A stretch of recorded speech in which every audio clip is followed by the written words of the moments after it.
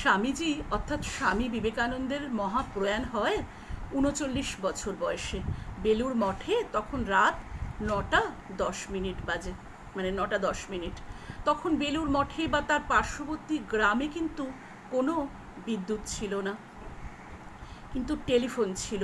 তবুও কিন্তু কোনো সংবাদ মাধ্যমে আসেনি এবং পরের দিন বাংলাদেশের কোনো কাগজেই কিন্তু বিবেকানন্দের মৃত্যু সংবাদ প্রকাশিত হয়নি।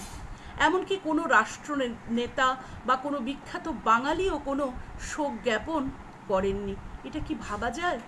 স্বামী বিবেকানন্দ তার স্বল্প জীবনে অনেক অপমান, অবহেলা এবং বহু উপেক্ষিত হয়েছেন বারবার। পিতার মৃত্যুর পর স্বজাতির সঙ্গে কোর্ট কাছারি করতে হয়েছে তাকে।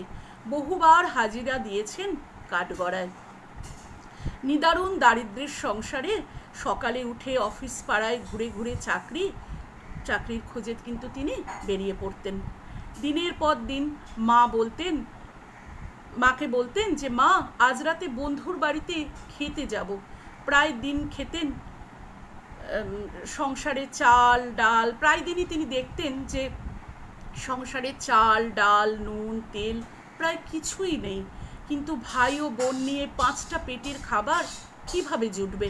মুদির দোকানে ধার করে মাকে 1-2 দিনের মতো চাল ডাল দিয়ে তাকে বলতেন, আমার রান্না করো না মা, আমি বন্ধুর বাড়িতে খেয়ে নেব। দিন 2 বন্ধুর বাড়িতে নিমন্ত্রণ আছে, কিন্তু কোথায় নিমন্ত্রণ? অনাহার আর অর্ধ পেটে থাকতেন তৎকালীন নরেন্দ্র। ভাবা কি যায় এটা? চরম দারিদ্র্যের সাথে তার জীবনটাই চরম দারিদ্র্যের মধ্যে তিনি নিয়ে গেছেন। 23 বছর বয়সে শিক্ষকের চাকরি পেলেন মেট্রোপলিটন স্কুলে, যার প্রতিষ্ঠাতা বিদ্যাসাগর মহাশয়। আর হেডমাস্টার বিদ্যাসাগরের জামাতা পছন্দ করতেন না নরেন্দ্রনাথ দত্তকে। শ্বশুরকে বললেন, খারাপ পড়ানোর অপরাধে বিদ্যালয় থেকে তাড়িয়ে দিলেন বিবেকানন্দকে। অথচ যার জ্ঞান বুদ্ধি বুৎপত্তি তর্কাতীত, অন্তত সেই সময়েও আর বেকার বিবেকানন্দ। বিদেশেও তার নামে এক বাঙালি গুরু প্রচার করেন বিবেকানন্দের বেশ কয়েকটা বউ আছে, 10-12টা ছেলেপুলের পিতা উনি, এক আস্ত ভণ্ড। এই সমস্ত বিভিন্ন বাজে বাজে কথা তার সম্বন্ধে রটানো হয়। দেশে ও বিদেশে অর্ধ পেটে বা অভুক্ত থেকেছেন তিনি দিনের পর দিন। চিঠিতে লিখেছিলেন, কতবার দিনের পর দিন অনাহারে কাটিয়েছি, মনে হয়েছে আজই হয়তো আমি মরে যাব। জয় ব্রহ্ম বলে আবার উঠে দাঁড়িয়েছি। বলেছি, আমার ভয় নেই, মৃত্যু নেই, ক্ষুধা নেই, আমি পিপাসাবিহীন। জগতের কি ক্ষমতা আমাকে ধ্বংস করে? অসুস্থ বিবেকানন্দ বিশ্ব জয় করে কলকাতায় এলে তার সংবর্ধনা দিতে সভাতে আসতে রাজি হয়নি অনেক বিখ্যাত বাঙালি। শেষে প্যারীচাঁদ মিত্র রাজি হলেও তিনি বলেছিলেন, ব্রাহ্মণ নয়, বিবেকানন্দ তো ব্রাহ্মণ নয়, ও কায়েত, তাই সন্ন্যাসী হতে পারে না, আমি ওকে ব্রাদার বিবেকানন্দ বলে সম্বোধন করব। 1898 বিদেশের কাগজে তার বাণী ও ভাষণ পড়ে আমেরিকানরা কিন্তু অভিভূত। আর বাঙালিরা?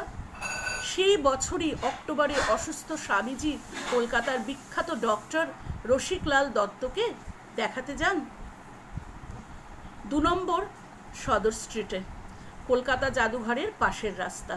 রুগী বিবেকানন্দকে দেখে সেই সময় 40 টাকা ও ওষুধের জন্য 10 টাকা, মানে আজ 2021 যখন হিসাবে প্রায় 16,000 টাকা নিলেন বিবিধ রোগে আক্রান্ত বিশ্বজয়ী দরিদ্র সন্ন্যাসীর কাছ থেকে। বেলুর মঠের জন্য তোলা অর্থ থেকে স্বামী ব্রহ্মানন্দ এই টাকা বিখ্যাত বাঙালি ডক্টর রসিকলালকে দিয়েছিলেন। বিবেকানন্দের মৃত্যুর কিন্তু কোনো সেইভাবে ছবি নেই, এমনকি বীর পুরুষের কোনো ডেথ সার্টিফিকেটও নেই। কিন্তু সেই সময়ে বালি বেলুর মিউনিসিপ্যালিটি ছিল কিন্তু। আর এই মিউনিসিপ্যালিটি বেলুর মঠে প্রমোদ কর বা ট্যাক্স ধার্য করেছিল। বলা হয়েছিল ওটা ছেলে ছোকরাদের আড্ডার ঠেক, আর সাধারণ মানুষ বিবেকানন্দকে ব্যঙ্গ করে বলতো বিচিত্র আনন্দ বা বিবিকা আনন্দ। এই ছিল তৎকালীন মুষ্টিমেয় বাঙালিদের মনোবৃত্তি। এমন নরেনকে তারা ব্যঙ্গ করতেন। সাধে কি শেষ সময়ে স্বামীজি বলে গিয়েছিলেন, একমাত্র আরেকজন বিবেকানন্দই বুঝতে পারবেন যে এই বিবেকানন্দ কি করে গেল। শঙ্করের অচেনা অজানা বিবেকানন্দ থেকে এই সংগৃহীত লেখাটা পড়ে শোনালাম। এত সুন্দর লেখা, এত সুন্দর কথা, এ সমস্ত মনীষীদের কথা, স্বামীজির কথা কিছুটা শেয়ার করতে পারলেও নিজেকে সত্যি সমৃদ্ধ মনে হয়।